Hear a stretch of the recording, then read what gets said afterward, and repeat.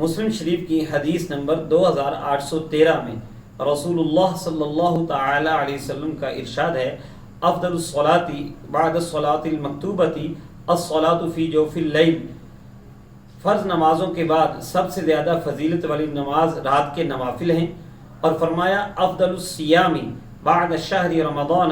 صیام شہر اللہ المحرم، اور رمضان کے فرضی روزوں کے بعد سب سے زیادہ فضیلت والے روزے اللہ کے مہینے محرم کے روزے ہیں۔